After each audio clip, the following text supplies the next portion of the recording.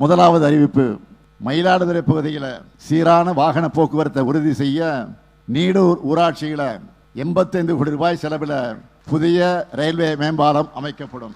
இரண்டாவது அறிவிப்பு, சுற்றுலா பயணிகள் அதிகமாக பயன்படுத்துகிற தரங்கம்பாடி மங்கநல்லூர் ஆடுதுறை சாலை 45 கோடி ரூபாய் மதிப்பீட்டில் இருவழிச்சாலையாக மேம்படுத்தப்படும்.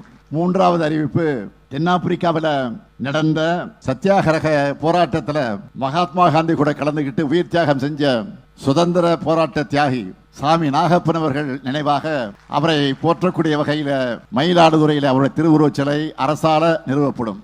நான்காவது அறிவிப்பு, குத்தால நகரத்தில் பாயக்கூடிய குத்தாலம் வாய்க்கால் 7 கோடி ரூபாய் செலவில் புனரமைக்கப்பட்டு மேம்படுத்தப்படும். ஐந்தாவது அறிவிப்பு, தரங்கம்பாடி வட்டத்தில் இருக்கக்கூடிய தாழம்பேட்டை மற்றும் வெள்ளகோயில் கிராமங்களில் கடற்கரையோர கட்டமைப்பு வசதிகள் 8 கோடி ரூபாய் செலவில் மேம்படுத்தப்படும். ஆறாவது அறிவிப்பு, சீர்காழி நகராட்சிக்கு 5 கோடி ரூபாய் செலவில் புதிய நகராட்சி அலுவலகம் கட்டித்தரப்படும்.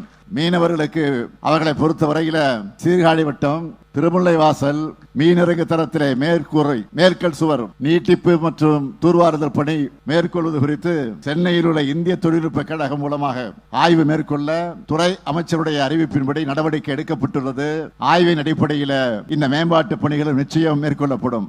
ஏழாவது அறிவிப்பு, சீர்காழி வட்டத்தில் உள்ள பூம்புகார் மீன்பிடி துறைமுகத்தில் 4 கோடி ரூபாய் மதிப்பீட்டில் தூர்வார பணி மேற்கொள்ளப்படும். எட்டாவது அறிவிப்பு, சீர்காழி நகராட்சியில் இருக்கக்கூடிய தேர் கீழ வீதி, மேல வீதி, தெற்கு வீதி மற்றும் வடக்கு வீதி ஆகிய இடங்கள்ல இருபுறமும் மழைநீர் வடிகாலுடன் கூடிய சாலை மேம்பாட்டு பணிகள் 8 கோடி ரூபாய் செலவில் மேற்கொள்ளப்படும். இந்த அறிவிப்புகள் எல்லாம் நிச்சயம் விரைவில் செயல்பாட்டுக்கு வரும்.